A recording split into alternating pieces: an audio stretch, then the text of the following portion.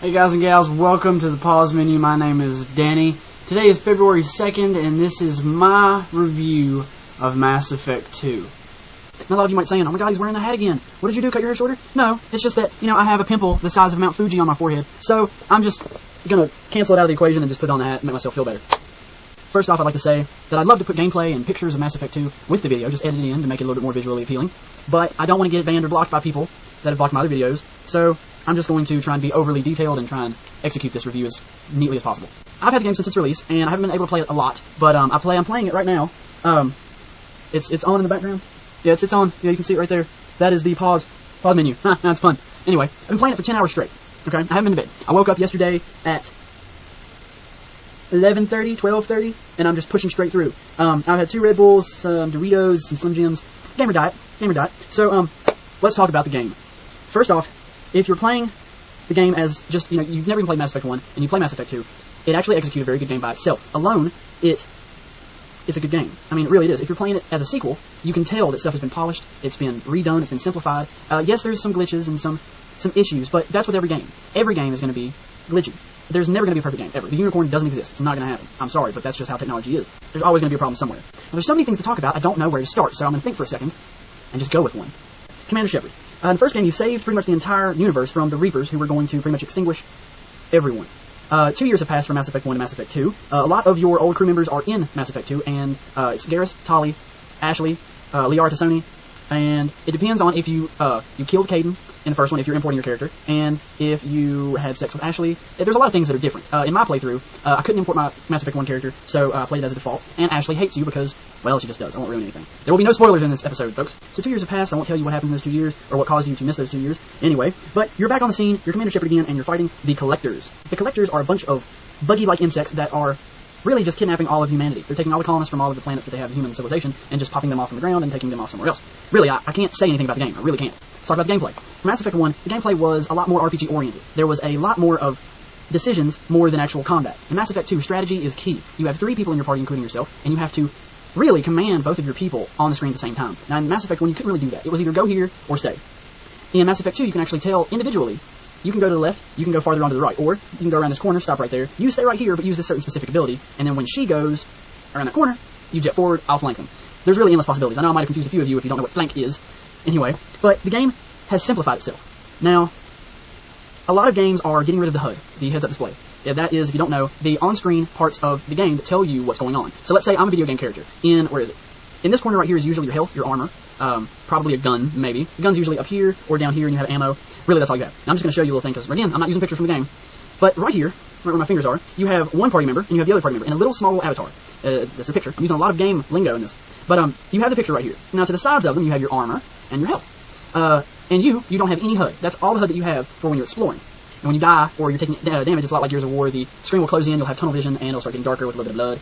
And a lot of people are comparing this game to Gears of War, but really, all that's similar is the cover system, but I'll get to that in a second. The HUD, when you're in combat, you do have a little pistol thing, and it shows your ammo, but that's about it. The other HUD is your option wheel. You have the weapon wheel that will come up into the screen, and you can pick which weapons you want to use at that part in time. You can pick your teammates' weapons. Then you have the option wheel for your biotics, or your tech powers, or anything of that nature, and you can pick and choose whoever uses what at whatever time you'd like to use it. But really, the game is overly simplified, and it makes it more streamlined for someone to play. It's not confusing, it's not going to leave you lost, except for the strategy part. You actually need to position your people in the place that will become an advantage. Okay, on to the ammo. Now, a lot of people are really bad-mouthing this part of the game. They don't understand it, they think it's dumb, they think it's just idiotic, but really there's a history behind it. Now, if you don't know about the ammo, there is no rechargeable plasma-like thing where you can just shoot it and then all the energy will dissipate. You have to wait a minute for it to recharge, and then you can go back on. In Mass Effect 1, if you shot more than the gun could manage, it would overheat, and you have to wait a penalty time for it to recharge, and you can shoot again.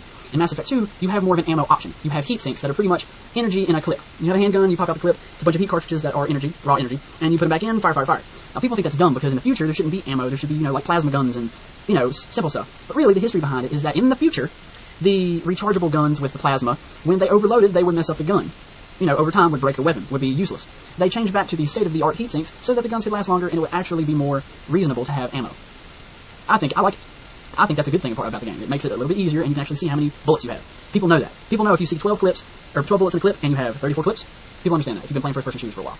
The last little thing I'm going to talk about gameplay is the minigames. Minigames I'm talking about are hacking, bypassing, and surveying. Well, surveying is really mining, but I'll get to that in a second. Hacking is what you do when you want to open up someone's computer, their PDA, their little laptop notepad thing that's just lying around and you want some info from it. You hack it.